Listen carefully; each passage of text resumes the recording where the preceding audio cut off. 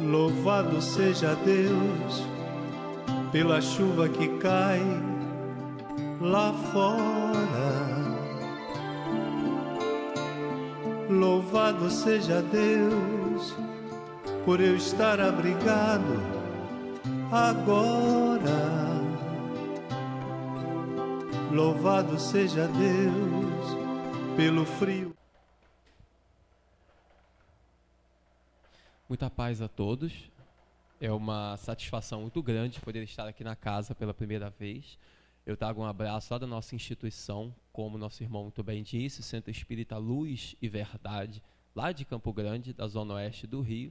E é um prazer muito especial estar aqui na casa para refletirmos sobre um tema tão importante como é a proposta do homem de bem que Allan Kardec coloca no Evangelho segundo o Espiritismo. Então que Deus nos abençoe e nos dê muita paz.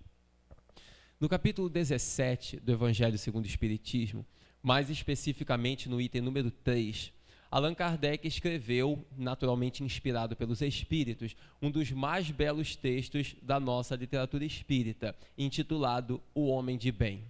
E ali ele descreve as principais características do homem de bem, e após elencá-las, ele ao final diz que não estão ali elencadas todas as características de um homem de bem, mas que aquele que se esforça por vivenciá-las, no caminho está a que todas as demais conduz. E de todas as qualidades que ele coloca, que fazem parte da vida de um homem de bem, de um ser humano de bem, ele diz em determinado momento que o homem de bem é bom, humano, benevolente para com todos, que não guarda rancor, que perdoa, que faz o bem pelo bem, sem buscar recompensas nem resultados. E em determinado momento ele diz uma frase que nos chama muita atenção, a mim particularmente, quando ele diz que o verdadeiro homem de bem é aquele que pensa primeiro no próximo, antes mesmo de pensar em si. Porque a sua preocupação é para pensar primeiramente nos interesses dos outros, nas necessidades dos outros e não propriamente nas suas necessidades. Isso praticamente resume toda a proposta do que é ser um ser humano de bem, porque em verdade quando nós pensamos primeiro do nosso próximo, nós atingimos aquele grau de renúncia que a caridade nos ensina, que é o esquecimento de si próprio para poder pensar naqueles que necessitam mais do que nós. Quando no Livro dos Espíritos, Kardec perguntou aos espíritos qual era o sentido da palavra caridade, conforme a entendia Jesus, que é uma das perguntas também mais profundas do Livro dos Espíritos, que Kardec é tão sábio quando ele indaga qual o sentido da palavra caridade, conforme entendia Jesus. Ele poderia perguntar apenas qual era o sentido da palavra caridade, mas a sabedoria do nosso codificador era tão grande que ele não desejava apenas saber qual era o sentido da palavra caridade, ele queria saber o sentido da palavra caridade, vírgula, conforme a entendia Jesus, porque a caridade pode ter muitas interpretações a depender daquele que ele observa, daquele que a vivencia, daquele que prega ou deixa de pregá-la, pode ter múltiplas acepções. Kardec queria que os espíritos lhe ensinassem qual era a visão de Jesus a respeito da caridade, já que ele foi o maior exemplo de caridade que a nossa humanidade já conheceu. Nosso mestre foi o maior exemplo de bondade e de caridade que o mundo já viu e que jamais será superado por ninguém. E quando então profere essa pergunta, os espíritos lhe respondem que a caridade é benevolência para com todos, é perdão das ofensas e é tolerância para com as imperfeições alheias. Essa resposta demonstra o sentido verdadeiro da caridade, do bem ao próximo, a benevolência, a indulgência e o perdão. E o que é ser um homem de bem, senão vivenciar essa proposta da caridade, dessas três palavrinhas mágicas: benevolência, indulgência e perdão. Porque quando nós somos benevolentes para com todos, indulgentes para com as imperfeições alheias e sabemos perdoar os erros que porventura as pessoas cometam para conosco, nós estamos sendo caridosos, e quando somos caridosos, somos pessoas de bem.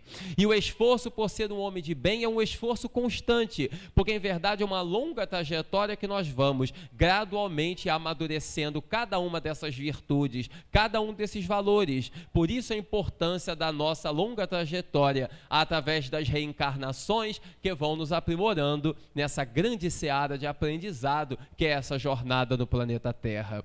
E quando Jesus estava entre nós, a sua preocupação maior era exatamente essa. O Senhor não tinha a preocupação de fundar no coração das pessoas uma crença imposta diretamente. Ele desejava sim fazer com que aqueles que tomassem contato com ele, compreendendo a sua mensagem, se tornassem pessoas de bem.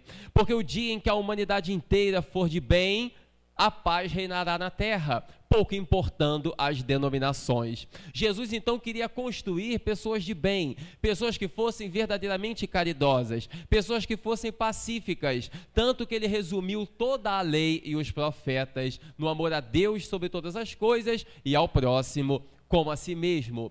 Nesse conceito está embutido toda a ideia de bondade que nós possamos imaginar, porque amor a Deus e o amor ao próximo resumem todas as obrigações do ser humano uns para com os outros, porque é impossível amar a Deus sem amar o próximo, que afinal de contas todos nós somos a sua criação. Como iremos amar o Criador se não amamos a sua criação? Então quem ama a Deus necessariamente tem que amar o próximo, e quem ama o próximo, obviamente está amando a Deus, porque se amamos a criação, obviamente devemos amar o Criador.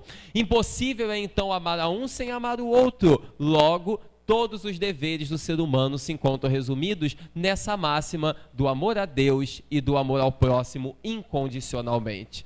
Quando olhamos então a trajetória do Cristo, nós vemos que o nosso mestre tinha a preocupação única de tornar as pessoas seres de bem, que tivessem a fé no coração, que lhes vincula a Deus, e tivesse essa bondade nas atitudes, que afinal de contas é o que caracterizará o nosso comportamento como cristãos. Porque a fé não pode estar apenas nas palavras, a fé não pode estar apenas na ciência, no conhecimento. A fé tem que estar, acima de tudo, materializada nas atitudes. É pelas obras que se reconhece uma criatura, é pelas obras que nós reconhecemos a grandeza de um ideal, e se o ser verdadeiramente crê naquilo que prega, naquilo que diz acreditar. Jesus então, ao ensinar, ele queria transformar almas. Para ele não bastava apenas fazer com que as pessoas, ouvindo as suas palavras, ou vendo os seus atos,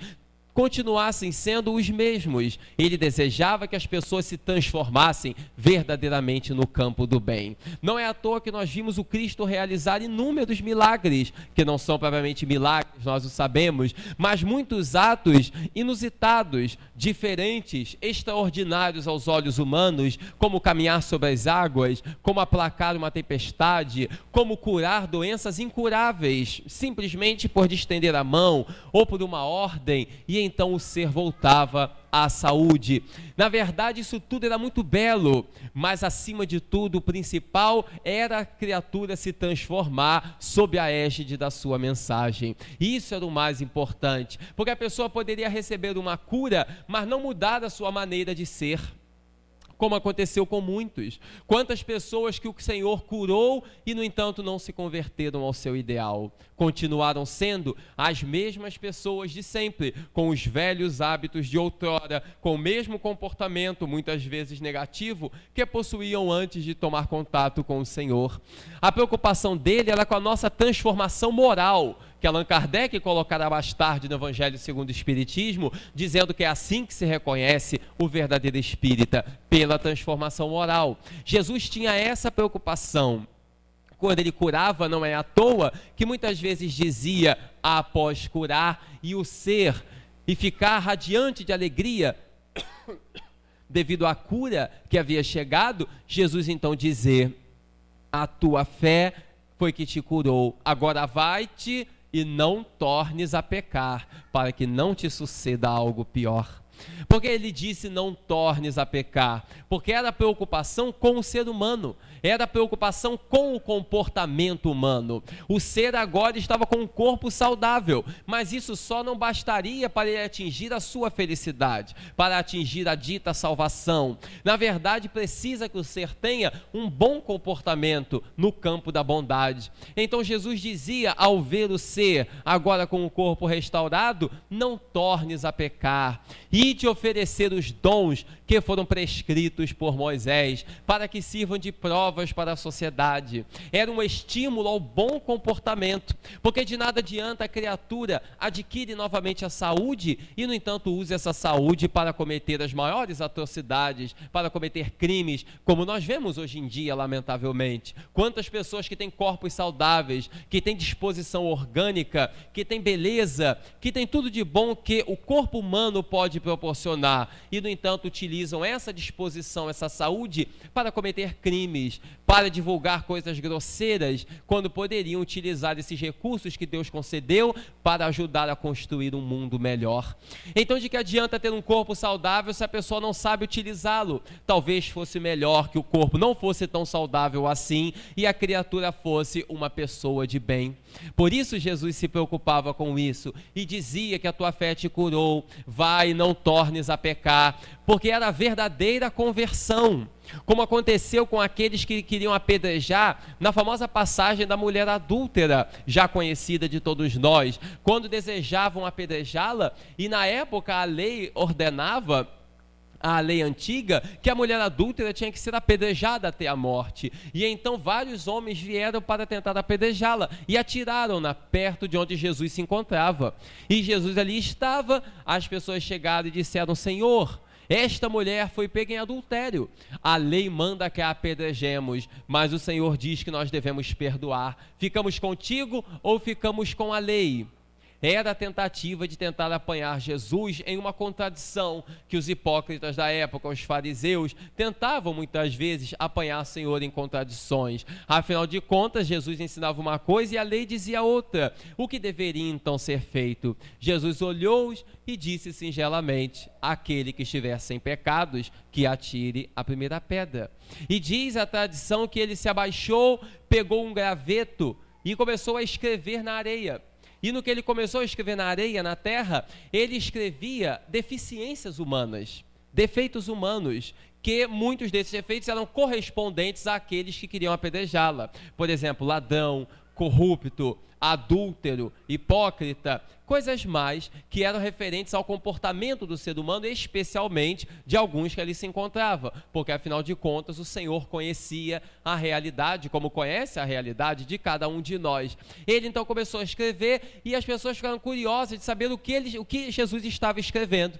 A mulher acuada com medo, e os homens se aproximaram, já abalados pela resposta que o Senhor havia dado: atira a primeira pedra quem estiver sem pecados. Eles ficaram já chocados com a resposta, e quando se aproximaram para ver o que o Senhor estava escrevendo, estavam lá várias debilidades humanas, e muitas delas correspondentes ao comportamento deles próprios. Eles então olharam, sentiram-se envergonhados e começaram a se retirar. Retiraram-se um a um, até o momento em que ficou apenas Jesus e a mulher adúltera. E ele então pergunta: mulher, aonde estão aqueles que te acusavam? Todos se foram, Senhor.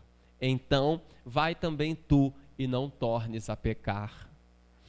Era a preocupação dele com o comportamento humano, para que a criatura não viesse a pecar, ou seja, não viesse a se denegrir a nível de comportamento, não tivesse uma conduta insana, porque defeitos, imperfeições, todos nós temos, mas esses atos viciosos que teimam em permanecer em nossa sociedade, que começam no coração do ser humano, esses atos negativos que corrompem o comportamento, é que nós devemos banir, e só podemos bani-los substituindo-os pelas virtudes cristãs. Quando o apóstolo Paulo escreveu a famosa carta aos Coríntios, e quando disse que poderia até entregar o seu corpo para ser queimado e dar todos os seus bens aos pobres, tudo isso de nada adiantaria se não tivesse amor no coração, se não tivesse caridade.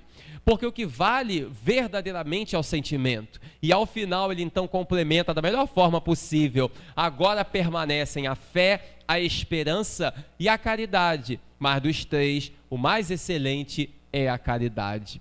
Assim, colocando essa como a principal virtude para quem deseja ser um verdadeiro homem de bem, ser uma pessoa dedicada à bondade, aquela que tem o automatismo da bondade na sua conduta e que não se preocupa com situações isoladas apenas para ser bom, mas que procura ser bom em todas as situações, porque tem isso como hábito no comportamento. Por isso que os principais exemplos de conversão ao cristianismo que nós temos não foram aqueles que viram ou sentiram atos extraordinários do Senhor, os doentes que foram curados, aqueles outros que foram beneficiados por outras ações, ficaram até, de certa forma, conhecidos na história, como o cego de Betsaida, o paralítico de Cafarnaum e tantos outros que o Mestre curou. Mas, no entanto, aqueles que se tornaram exemplos verdadeiramente para nós outros, por toda a posteridade, foram aqueles que adotaram os princípios que o Senhor trazia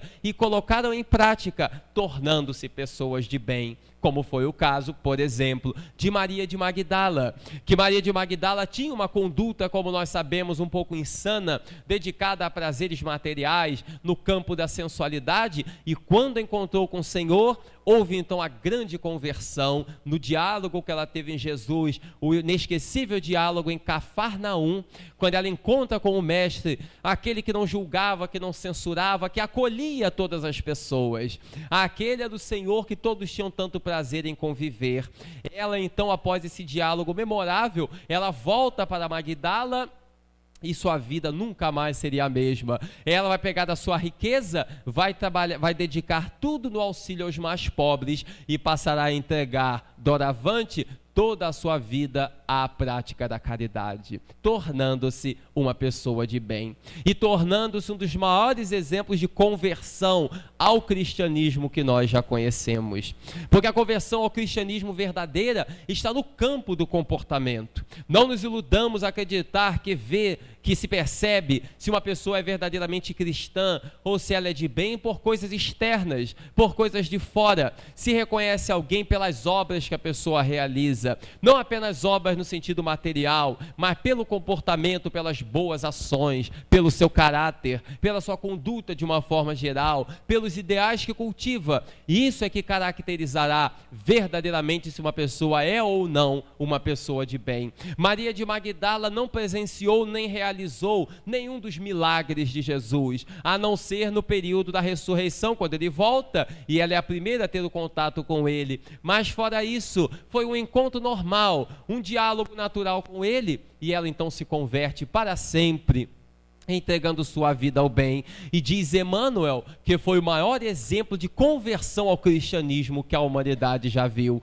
Foi Maria de Magdala. Permaneceu então ali esse exemplo precioso de dedicação aos mais necessitados, de alguém que entendeu o sentido real das palavras do Senhor. Porque uma coisa é adotar-se a religião pelo rótulo, outra coisa é entender o sentido real das palavras. E vemos quando a pessoa entende o sentido real, quando lutamos para colocar em prática aquilo que verdadeiramente acreditamos, no campo moral, que é onde estão as maiores dificuldades.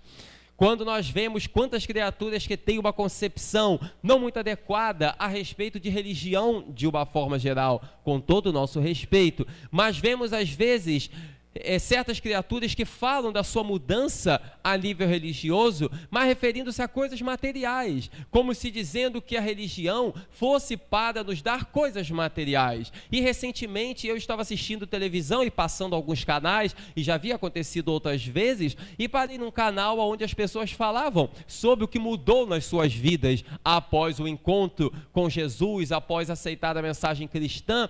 E nesse canal então o pregador dizia para a pessoa o que mudou na sua vida desde que você verdadeiramente permitiu que o evangelho adentrasse na sua vida. E a pessoa então respondeu o que eu já havia escutado em outras situações, que de lá para cá muita coisa havia melhorado. E aí começou a elencar coisas materiais, que antes eu tinha uma casa, eu morava de aluguel, agora eu tenho uma casa própria. Antes eu andava de ônibus, agora eu tenho um carro. Antes eu tinha isso, agora eu tenho muito mais e tal. E eu fiquei a pensar como nós ainda atrelamos aquilo que é sublime às nossas realidades materiais. Como que nós projetamos as nossas necessidades, as coisas ilusórias. Porque Jesus veio ao mundo não foi para nos dar coisas materiais, foi para nos dar a felicidade pela transformação moral. Então, quando nós entendemos a mensagem de Jesus no coração, é porque nós verdadeiramente percebemos que a mudança real de quem o conhece, de quem tem uma religião, é a mudança no comportamento. A criatura que adquire mais virtudes, que trabalha para ser melhor, que deixa de lado certos vícios, que se torna mais caridosa, que se torna uma pessoa de bem. E não é a criatura que antes andava de ônibus e agora tem um carro. Até porque muitas pessoas têm carro e não são cristãs, não têm religião nenhuma e estão pelo mundo fazendo o mal o máximo que podem. E tem tantas coisas materiais. Se isso fosse motivo de transformação, alguma coisa estaria errada na sociedade. Até porque Jesus, que foi o nosso mestre maior, não teve nada. Absolutamente nada a nível material, nem dinheiro ele nunca tocou, segundo os melhores estudiosos da vida do Senhor, ele nunca tocou em dinheiro, e não tinha uma pedra sequer para reclinar a cabeça, palavras dele, uma pedra para reclinar a cabeça sequer, ele não possuía, e o que ganhou no fim de sua vida foi uma cruz feia, porque nem a cruz sequer foi bonita, uma cruz feia, aonde lhe colocaram, e que as farpas lhe entranharam nas costas, no momento em que ele foi amarrado e pregado, que o corpo derreou na madeira, as farpas lhe entranharam, e lhe aumentando ainda mais o sofrimento, que já era grande, e ele ali entregando a vida em holocausto pela humanidade. E o que nós estamos fazendo, então, em nome desse homem? Quando, então, uma criatura diz que a sua transformação agora é por conta de coisas materiais, demonstra que ainda não compreendeu verdadeiramente o sentido das palavras do Senhor. Porque nós devemos agradecer, sim, tudo o que nós temos, inclusive as coisas materiais. Afinal de contas, o que nós temos nos foi dado por Deus. Mas entender que a mudança verdadeiramente vem nas nossas atitudes. Então, o que eu estou sendo a nível moral? O que melhorou em mim? Diz André Luiz em uma bela página através de Chico Xavier. Analisemos todos nós, há quantos anos nós já conhecemos Jesus, há quantos anos nós já somos espíritas e o que nós já melhoramos de lá para cá. Mas não o que melhoramos a nível material, mas o que melhoramos a nível moral. Quais foram os defeitos que corrigimos? Quais foram os vícios que eliminamos? Quais as virtudes que adquirimos? Qual foi o bem que nós já fizemos? E aí sim estaremos analisando o nosso progresso, que é o progresso espiritual.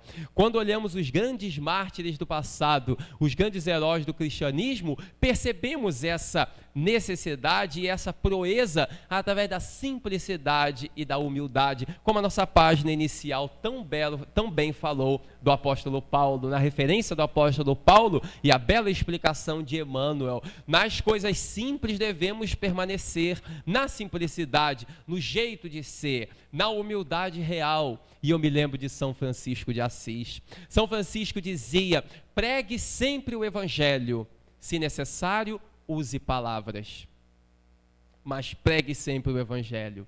Enaltecendo aí a importância do exemplo. Use as palavras se for necessário, mas independente de usá-las ou não, pregue o evangelho, dizia São Francisco, porque pregamos pelo exemplo. E a sua famosa oração, que pede ao Senhor que nos tornemos instrumentos da sua paz. Esse instrumento que se coloca a serviço do Senhor e que a doutrina espírita também nos coloca como exemplos verdadeiros do objetivo real da vida na Terra, que esses grandes heróis do passado destrincharam, demonstrando a excelência, a grandeza da mensagem cristã. É essa grandeza que na modernidade cada vez mais cresce e se espalha na compreensão, e que até mesmo o mundo acadêmico cada vez mais passa a penetrar e a compreender a grandeza dos postulados cristãos, espíritas, e a excelência do Evangelho do Senhor, agora bem mais explicado à luz do Espiritismo, aonde as pesquisas científicas atualmente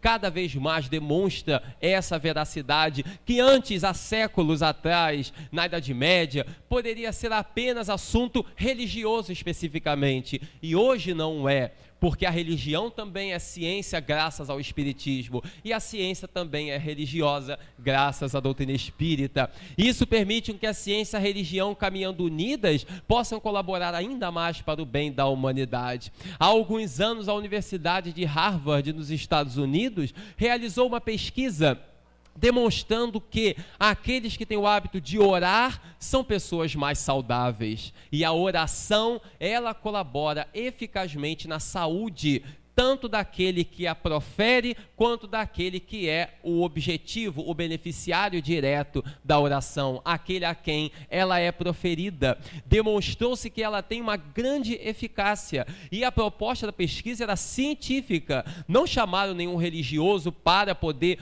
fazer a pesquisa em nome da religião X ou da religião Y. Foi a instituição, a universidade. E assim como Harvard fez, muitas outras estão realizando pesquisas semelhantes, comprovando realidades que antes eram apenas a nível religioso e que demonstra cada vez mais essa necessidade de se incorporar os princípios cristãos, evangélicos, espíritas dentro de nós. Outras pesquisas nos Estados Unidos, não só de Harvard, como de outras instituições, já demonstraram, por exemplo, que aquele que faz o bem é mais saudável.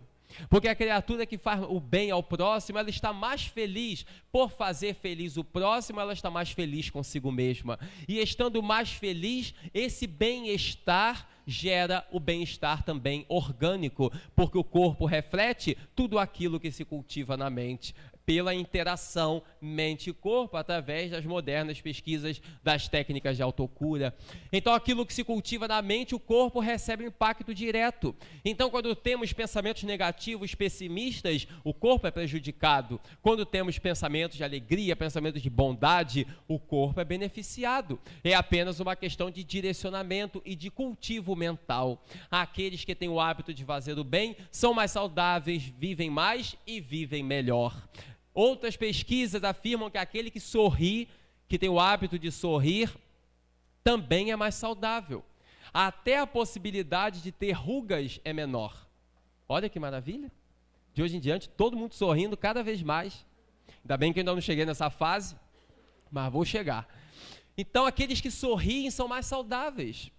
São mais saudáveis porque transferem essa alegria. Não é que não vamos ter problemas, é claro que vamos. Nenhum de nós aqui está acima das problemáticas humanas, mas podemos viver mais e melhor se cultivarmos determinados valores de alegria, de simplicidade e de paz. Esses valores que devem estar em nossas almas e que muitas vezes nós esquecemos e que caracterizam a vida de um homem de bem, porque um homem de bem é mais saudável, é mais feliz por ser mais virtuoso. Cultivar então essas virtudes é uma necessidade precípua, emergencial no mundo atual, para que possamos transformar o mundo, porque a nossa tarefa não é apenas de meros espectadores, é de colaboradores ativos na construção de um mundo melhor. O nosso dever não é assistir o mundo como está e torcer para que ele melhore. A nossa tarefa é colaborar para que o mundo seja melhor através das boas ações. E as boas ações se praticam cultivando essas virtudes de simplicidade, de humildade, e que infelizmente hoje são um pouco esquecidas. A simplicidade, a humildade, a tranquilidade. Quantas pessoas que vivem em agitações sem nenhuma razão e outras são de uma tranquilidade exemplar. Eu ouvia recentemente uma história, um orador contando, para ilustrar a questão da tranquilidade. Ele conta que em determinado bairro morava uma pessoa, um senhor, que era conhecido pela sua tranquilidade. Era a pessoa mais tranquila do local. Ninguém nunca viu aquele homem brigar com ninguém. Tamanha a sua tranquilidade. E certa vez, nesse mesmo bairro, 2 vizinhos brigaram. Não era esse senhor, eram outras pessoas. 2 vizinhos brigaram. Coisa que não é comum acontecer entre vizinhos. Brigaram, discutiram feio por causa de um problema qualquer, uma discussão, uma coisa um pouco séria. Cada um foi para dentro de sua casa muito aborrecido. Passados alguns minutos, esse senhor, que era conhecido pela sua tranquilidade, saiu para a calçada. Ele gostava, todos os dias à tarde, de sentar um pouco na calçada e ficou sentado por ali, olhando o céu, observando a natureza. Um dos vizinhos que havia brigado saiu de dentro de casa, foi até ele e começou a falar do que aconteceu. Você viu o que aconteceu? Viu o que fulano fez? Ele falou isso, isso e isso, ele fez tal coisa. Descascou em cima do homem, falando mal daquele outro que havia brigado consigo. E olhou para o homem que era tranquilo e falou, você não acha que eu estou certo? Ele olhou e falou, sabe que você está certo? E o homem voltou para casa feliz da vida, afinal de contas, aprovaram, né, o comportamento dele. Passado mais uns 10 minutos, o outro, que havia brigado com aquele primeiro, saiu lá de dentro também, foi até ele, o tranquilo, e falou, contou a história, a sua versão, porque cada um conta do seu jeito, contou a sua história e falou, esse homem é isso, isso e isso, fez isso, isso e isso, aconteceu tal e tal coisa, você não acha que eu estou certo? Ele olhou, sabe que você está certo? E o outro, feliz da vida, foi para casa. Os dois ficaram imensamente felizes. E ele deu razão aos dois. A esposa dele, desse que é tranquilo, veio lá de dentro. Braba, coisa que é difícil uma esposa ser. Veio lá de dentro, braba, olhou para ele na calçada e falou, você não tem vergonha nessa cara, não? Ele olhou sem entender. Você não tem caráter, não? Eu vi o que você fez. Os dois brigaram, não é possível os dois terem razão. Um dos dois tem que estar certo, o outro está errado. Os dois brigaram, um veio falar com você, você disse, sabe que você está certo? O outro veio falar com você, você disse, sabe que você está certo? Você não acha que isso é um absurdo? Ele olhou, sabe que você está certa?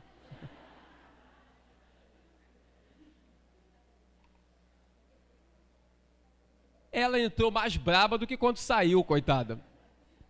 E o homem permaneceu ali tranquilo, contemplando a natureza. Porque era uma pessoa tranquila, era uma pessoa simples, era uma pessoa feliz, era uma pessoa que cultivava certos valores e não permitia que os problemas de fora perturbassem a sua paz, porque a paz não tem preço. As outras coisas nós podemos até perder, mas a nossa paz é um tesouro que não tem preço, tanto que ninguém pode roubar, ninguém pode quebrar, ninguém pode tirar de nós. São os tesouros que Jesus havia dito que as traças não corroem, que os ladrões não podem roubar. Esse tesouro inefável que nós devemos cultivar. As traças não corroem, os ladrões não roubam. Esse tesouro é que fará a nossa riqueza no mundo espiritual, porque para lá só levaremos esses tesouros, que são os tesouros espirituais, e a paz é um deles. E quanto mais nós damos, mais nós nos enriquecemos dela, mais nós crescemos e nos enriquecemos dessa mesma paz. Então fazer com que a paz cresça através da dedicação ao bem, através da boa leitura, da oração, de tantas coisas boas que nós podemos realizar e que muitas vezes deixamos em segundo plano. Quantas pessoas que estão aí pelo mundo mergulhados em processos de melancolia, de tristezas, de depressão e tudo mais, e que necessitam ter ideais para viver, amor à vida, vontade de viver, olhar para frente. Eu conversava recentemente com um rapaz que lá em Campo Grande, no bairro onde eu moro, que é onde fica a nossa casa espírita, eu havia ido participar de uma atividade de uma instituição e conversava com um rapaz que ele era usuário de drogas e estava mergulhado em um processo que, pelo que eu pude interpretar, além das drogas, um processo também obsessivo. E conversei longamente com ele, ele pediu para conversar comigo, e na conversa, dentre muitas coisas que pude lhe comentar, uma das coisas que eu lhe enfatizei é isso: tenha alegria de viver, tenha amor à vida, busque fazer coisas boas, porque obsessão e depressão, o que mais gosta é tristeza. A pessoa que se encolhe num quarto escuro, deita e fica. Então vamos ter entusiasmo para viver. E ele dizia, mas minha mãe não confia em mim, fulano de tal não gosta de mim, outro dia eu fui procurar emprego, a pessoa não simpatizou comigo, me rebaixou e tal. Eu falei, você não será o que os outros acham, você é o que você é, independente do que os outros pensam. Então seja cada vez melhor e tenha consciência de quem você é. O que os outros pensam, pouco importa. Se nós fôssemos ser aquilo que as pessoas acham, muitas pessoas taxaram Jesus de ser enganador, falso, ladrão, corrupto, seja o que for, e é do nosso Senhor. E todos os grandes seres humanos que passaram pela nossa história, eles foram mal interpretados por muitos. Quem somos nós para querer ser elogiados e amados por todos? Então, não se preocupe com pequenos comentários. Ele muito acessível, muito suscetível a determinadas informações do mundo externo que lhe rebaixava o caráter. E eu lhe disse, não permita que isso aconteça, porque você tem Deus no coração, isso é principal. E uma religião maravilhosa, que é a nossa doutrina tão completa e tão perfeita. Faça com que isso enriqueça a tua alma e coloque em prática aquilo que você está aprendendo. Na religião que você já tem, mas que falta adentrar no seu coração. Então não permita que outros te rebaixem. Quando alguém tentar te rebaixar ou não acreditar em você, aproveite a ocasião para crescer ainda mais. Faça igual eu fiz certa vez, aí contei para ele. Uma vez que eu fui fazer uma palestra num centro, eu tinha meus 21, 22 anos, tem pouquinho tempo que isso aconteceu. 21, 22 anos mais ou menos, tem uns 10 anos que hoje estou com 33. Ó, não é todo mundo que revela idade não, hein? Então, faz uns 10 anos, eu sei que eu cheguei numa casa espírita e quando eu entrei, a pessoa que havia me convidado, ela não me conhecia pessoalmente, foi por indicação de outra, então me convidou pelo telefone e não me conhecia. Mas pelo telefone me chamava de senhor, senhor Eduardo, o senhor pode, eu com 22 anos, coitado, senhor Eduardo, o senhor pode, não sei o que, e sempre assim. Quando eu cheguei na casa, me cumprimentaram tranquilamente, por não, seja bem-vindo, e colocou para sentar e tal, mas acho que não identificou que eu era o palestrante. Eu sei que, chegando perto da hora da palestra, a moça que havia me convidado chegou até mim e falou, qual o seu nome? Porque eu era a única pessoa diferente no dia, né, que estava a primeira vez na casa. Eu falei, Eduardo. Eduardo Ferreira? Falei, sim. Ele falou, mas é você que vai fazer a palestra que eu falei por telefone? Eu senti um certo ar de desânimo nela. Eu falei, sim, sou eu que a senhora convidou. Ela falou, ah, tá, mas eu pensava que você era mais velho. Eu falei, não, mas não tenho pressa de envelhecer, não. Envelhecimento vem natural, quando vier ele é bem-vindo, mas também não precisa chegar logo. Aí ela sorriu, mas notei que ela ficou um pouco preocupada. Ela falou, e você já falou alguma vez em algum lugar ou é a primeira vez aqui? Eu falei, não, já falei em outros lugares, até porque foi indicação. Né? As pessoas não vão indicar quem elas nunca ouviram em lugar nenhum. Aí ela falou, e você fala direitinho? Eu falei, olha, essa pergunta eu não posso responder. É uma pergunta que não se responde. Porque se eu disser que sim, eu vou estar sendo vaidoso. E não faz parte de mim. E se eu disser que não, eu vou estar desmerecendo a mim próprio também. Não é meu dever. Então, é uma pergunta que não tem resposta. Agora, a senhora julga quando terminar. Aí, se eu disser alguma coisa errada, pode me corrigir à vontade. Aí ela olhou e falou assim, tá, se você precisar de alguma ajuda, você me fala, tá? Falei, claro, com o maior prazer, falo sim. Eu sei que ela sentou assim na primeira cadeira e eu vim então para a mesa. Ela me olhando assim, um pouco desconfiada, acho que ela estava com medo, né? Do tipo assim, o que eu fui fazer? Mas sei lá. Eu sei que quando eu falar, eu levantei e comecei a falar. Fiz o meu trabalho normal, como faço, aonde sou convidado, é sempre um grande prazer. Falei o tempo inteiro. E quando eu começo a falar, eu esqueço da vida. Quando eu terminei, eu sentei. Na hora certa, naturalmente, sentei. Sentei, ela estava, e olhando fixamente como ela estava, ela continuou me olhando assim. Aí terminou tudo, as pessoas começaram a se dispersar, algumas pessoas vieram cumprimentar, o que é natural também, e ela veio falar comigo. Aí ela falou, Eduardo, gostei de você. Eu falei, que bom, fico feliz. Ela falou, mas eu gostei de você? Eu falei, que bom, fico feliz. Ela falou, mas eu gostei muito de você. Aí eu falei, mas eu fico muito feliz, ué, da senhora ter gostado muito de mim. Fico muito feliz. Ela, posso te confessar uma coisa? Eu já até sabia o que ela ia confessar. Aí eu falei, pode sim. E ela falou, quando você chegou aqui que eu te olhei, você é assim, novinho, magrinho. Não sei o que isso tem a ver, né? O peso. A idade a gente até entende, mas o peso? Novinho, magrinho. Eu não dava nada por você. Eu falei, mas nada? De repente, os olhos azuis podem salvar alguma coisa. Ainda tentei, né, puxar a brasa para algum lado. Aí ela falou, não dava nada por você, meu filho. Aí eu falei, acontece, né, a vida é assim mesmo. Essas frases que a gente dá que são gerais, né, a vida é assim mesmo. E pronto, são respostas que servem para todas as situações. Aí ela disse, mas eu gostei de você, e me abraçou e tal, me cumprimentou. E até hoje eu visito essa instituição, pelo menos uma vez por ano eu estou por lá. Mas aí então, depois, continuando a conversa com essa senhora, e aí ela comentou da sua dificuldade em acreditar nas pessoas, da sua debilidade em confiar que as pessoas possam realizar bem uma tarefa, coisas que ela realiza e que ela acha que só ela é capaz de realizar, que outros não têm condição de realizar. Concentradora, que é a dificuldade de muitos, e eu disse a ela, o bom da vida é nós fazermos bem o nosso trabalho, mas ter a certeza de que os outros farão melhor ainda. Isso é muito bom. Triste é quando nós fazemos o nosso trabalho e o trabalho depois acaba porque ninguém mais sabe fazer. Que bom é quando nós fazemos alguma coisa bem e todo mundo também sabe fazer aquilo, talvez até melhor do que nós, porque isso garante o prosseguimento do trabalho. Porque nós vamos passar, mas o trabalho continua. Então que bom que as pessoas façam algo igual a gente, ou melhor do que a gente, seja como for, mas que façam bem. Estava me referindo naturalmente às tarefas da casa dela, não à palestra em si, até porque eu nem sei se ela era palestrante ou não, mas comentei isso com ela, e ela falando das suas angústias, das suas debilidades, e que isso, de certa forma, era uma forma dela se defender, olhar para as pessoas e desconfiar delas. E aí eu contei, então, o caso para esse rapaz, falando com ele: cresça. Mas não crescer no sentido vaidoso, cresça como ser humano. Imagina se eu ouvisse as palavras dessa senhora, essas dúvidas, e então deixasse de lado, não vou fazer mais nada, ninguém me compreende, me trancasse dentro de casa, não teria a oportunidade de aprender tanto no convívio com os amigos que eu tenho oportunidade hoje. E eu disse isso a ele: não importa o que as pessoas falem ou façam, o importante é você ter a consciência de que está agindo bem, de que está agindo certo. Esse é o nosso grande desafio na Terra. Procure ter essa compreensão.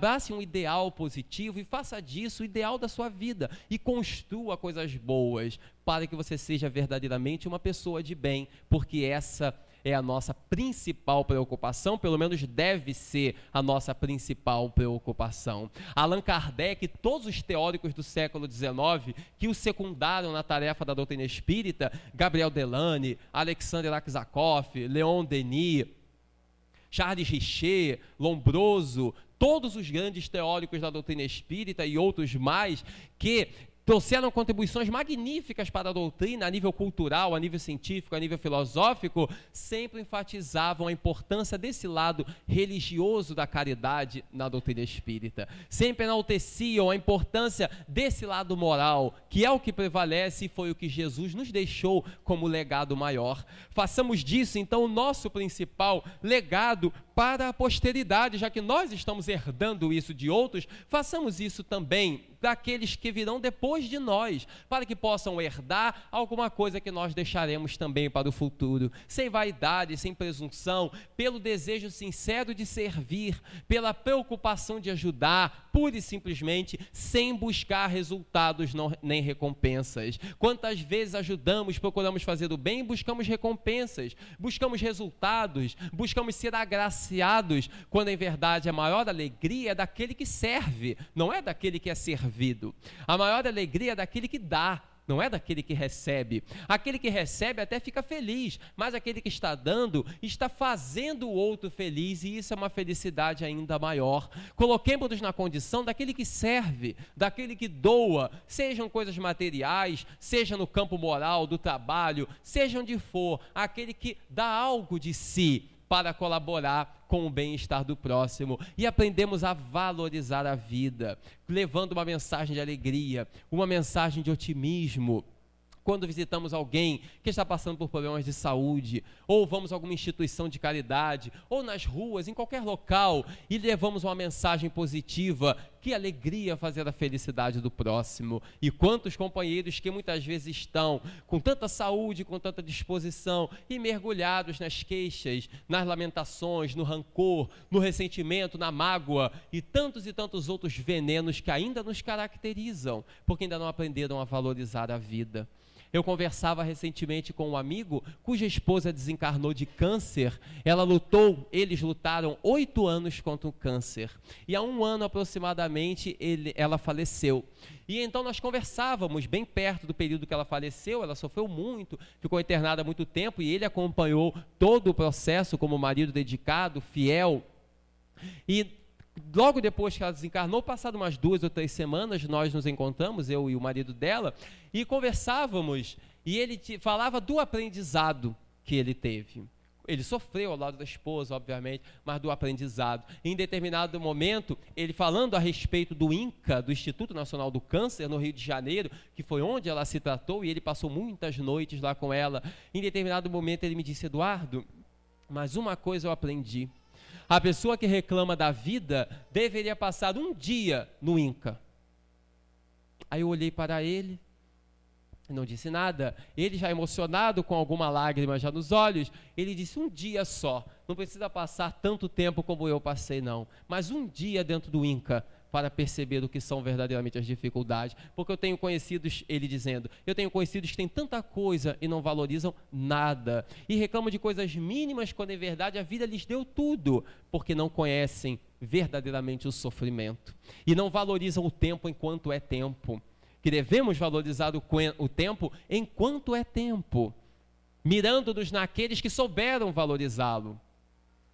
Quando Chico Xavier, nas suas debilidades, nas suas dificuldades, que ele teve a vida inteira, nosso querido Chico, além dos problemas morais, calúnias, difamações, solidão, tantos problemas que ele teve, também os problemas orgânicos, as doenças, a catarata, a angina, problemas de coluna, os problemas mais variados de saúde, a pobreza que dificultava-lhe a tarefa e tantas dificuldades que atravessou. E, no entanto, no auge da sua vida, ele feliz, trabalhava atendendo a imensa fila que ia procurado em Uberaba, ele orava a Jesus e ia atendendo as pessoas, atendendo a cada um. Para uns ele dava um alimento, para outros dava uma moeda, para outros dava uma palavra de carinho, mas sempre tinha alguma coisa para dar.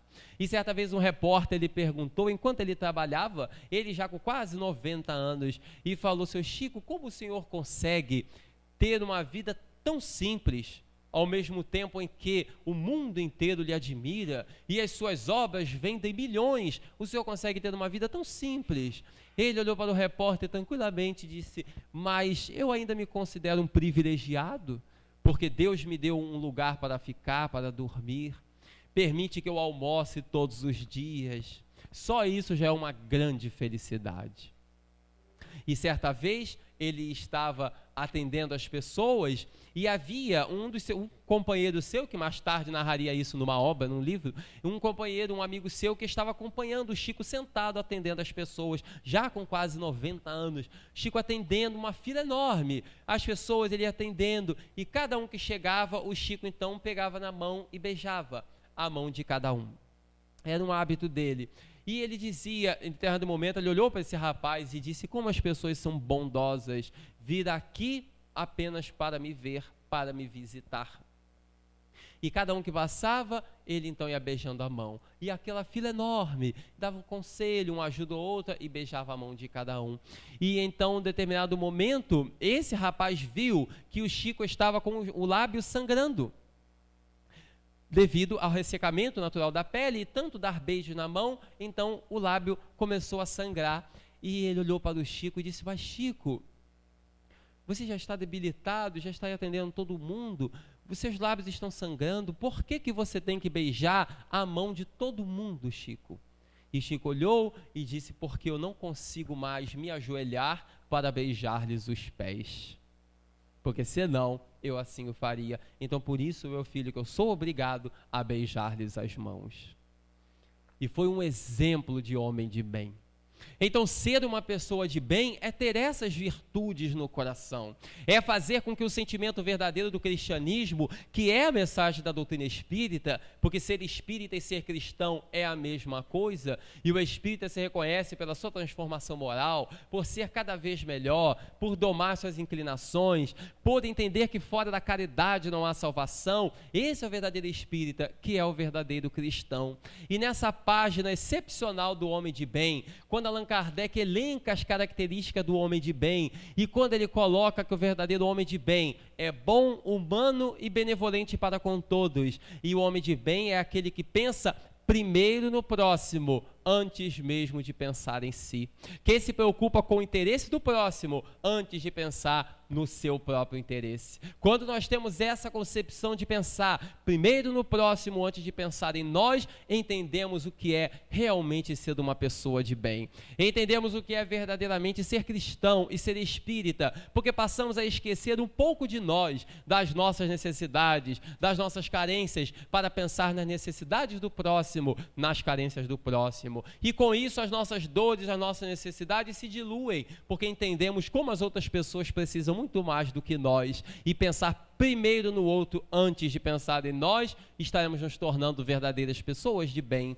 E a doutrina espírita, que brilha em todos os ensinamentos, mas especialmente na mensagem da caridade, nos conduz a ser pessoas de bem, em nome de Deus e em nome de Jesus Cristo, nosso Senhor. Deus Pai de todos os que choram, dos tristes e dos oprimidos, fortaleza de todos os vencidos, consolo de toda a dor. Ainda que na miséria amarga, no pranto do nosso erro, deste mundo de desterro, clamamos pelo vosso amor. Nas aflições do caminho, na noite mais tormentosa, a nossa fonte generosa é o bem que não secará. Sois em tudo a luz eterna, da alegria e da bonança, a nossa porta de esperança que jamais se fechará. Que Deus nos abençoe. Eu agradeço pela atenção de todos, pelo carinho, e fiquemos em paz.